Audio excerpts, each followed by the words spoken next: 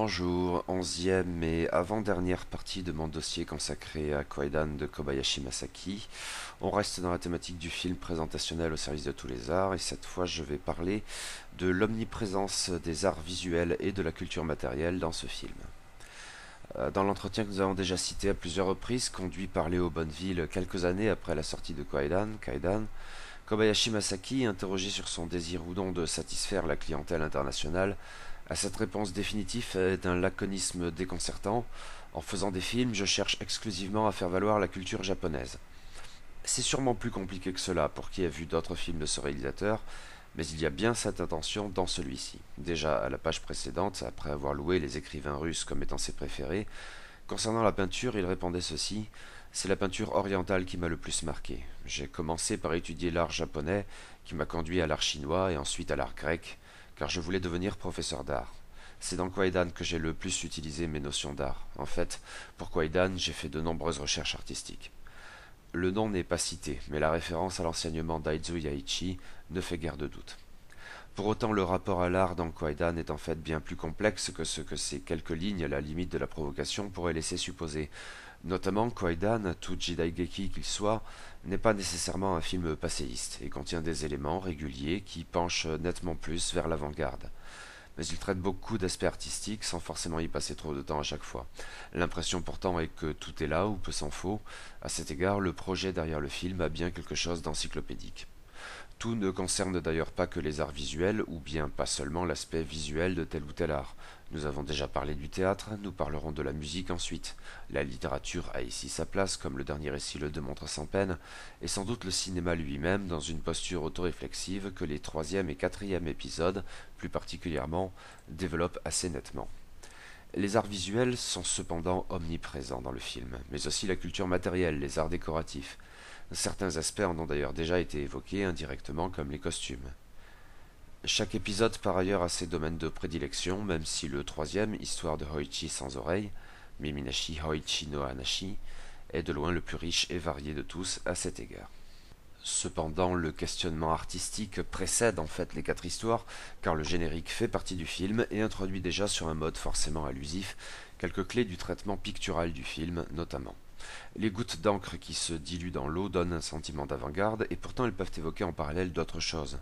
La première goutte est noire et peut renvoyer à la peinture monochrome à l'encre de Chine, en même temps qu'elle est aussitôt détournée pour déboucher sur une calligraphie, celle du titre, qui semble à l'étroit dans le format cinémascope. Par la suite cependant, les gouttes sont colorées, comme s'il s'agissait pour le réalisateur qui tourne ainsi son premier film en couleur, de reléguer au passé le noir et blanc des premières séquences du générique. Le mélange des couleurs, enfin, qui demeure pourtant très tranché, donne les premières indications sur le traitement chromatique du film à venir.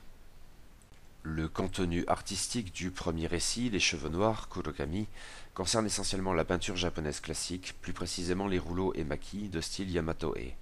Il y faut un cadre approprié, la luxueuse maison de la seconde épouse avec ses innombrables servantes. Kobayashi Masaki semble en effet avoir puisé son inspiration ici essentiellement dans les rouleaux reproduisant des scènes du Didu Genji, Genji Monogatari, de Murasaki Shikibu, dans des couleurs chatoyantes et avec un effet d'abolition des perspectives que le réalisateur tente de reproduire sur la base de variations autour de ses principes stylistiques habituels, notamment l'emploi d'une caméra placée en hauteur et qui joue des angles obliques dans la composition. L'effet obtenu est celui d'une sensation d'un tableau à deux dimensions. Vous pouvez voir ainsi quelques exemples tirés des emaki et notamment du Genji Monogatari et l'effet que cela produit dans cet esprit par la réalisation de Kobayashi Masaki. La maison de la seconde épouse, à la différence de celle de la première, car elle est tantôt au trop piteux état, est sans doute aussi l'occasion d'envisager la thématique architecturale. Toutefois, cette dimension est bien davantage prononcée dans la quatrième histoire, avec une grande demeure de style traditionnel, aussi y reviendrons-nous plus tôt à ce moment-là. En dehors de l'inspiration marquée du Yoreizu, sur laquelle il n'est pas nécessaire de revenir, le deuxième récit, La Femme des Neiges, Yuki-onna, est le plus problématique au regard de cette thématique, pour une raison simple, c'est une histoire qui concerne le peuple, en tant que tel moins propice à la démonstration de richesses artistiques, que ce soit celle des aristocrates et des guerriers comme dans les épisodes 1 et 4, ou celle des institutions religieuses comme dans l'épisode 3. Même la culture matérielle n'y a guère sa place, surtout en comparaison de la dernière histoire, encore une fois. On peut tout de même relever la forme caractéristique de la ferme de Minokichi, même sous la neige ou dans l'obscurité.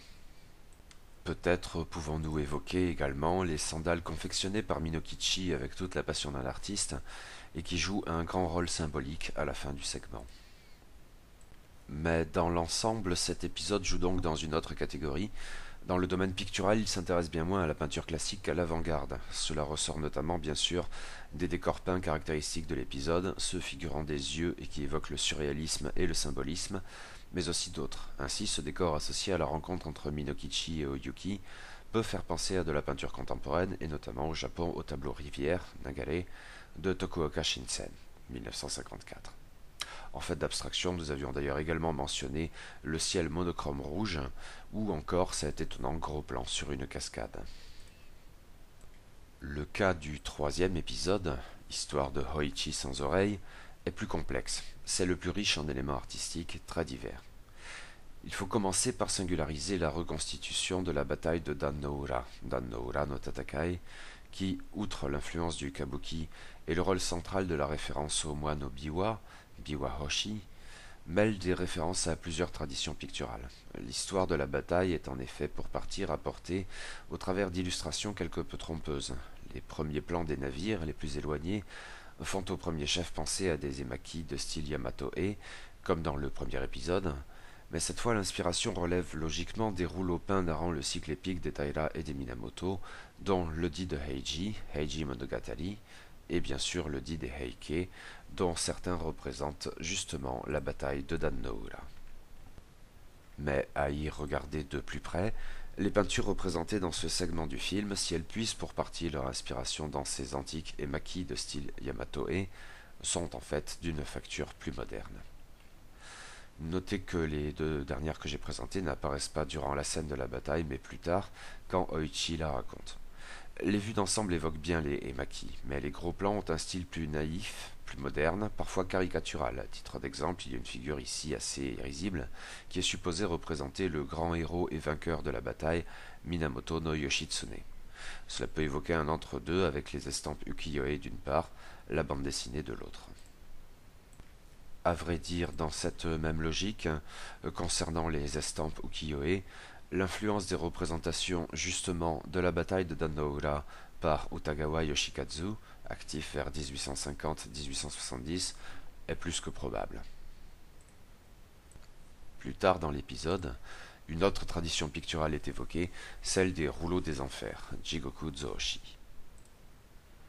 Mais le reste de l'épisode met surtout en valeur d'autres arts, probablement ceux qui résonnent le plus avec les enseignements du mentor Aizu Yaichi. Il s'agit tout d'abord d'architecture, celle du temple où vit Hoichi avec ses dépendances, les divers bâtiments étant mis en valeur par la composition et les couleurs.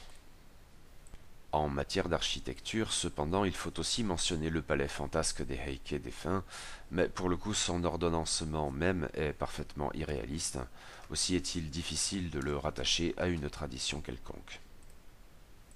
À l'intérieur du temple, cependant, il faut aussi mentionner la statuaire bouddhique.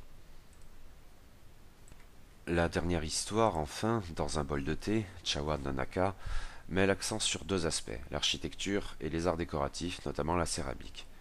Pour ce qui est de l'architecture, cela ressort notamment de la vaste demeure du seigneur de Kannai. C'est une maison traditionnelle dans son ordonnancement, les shoji, les fusuma, etc. Cependant, ses dimensions sont palatiales, ce qui contribue à accroître son austère élégance.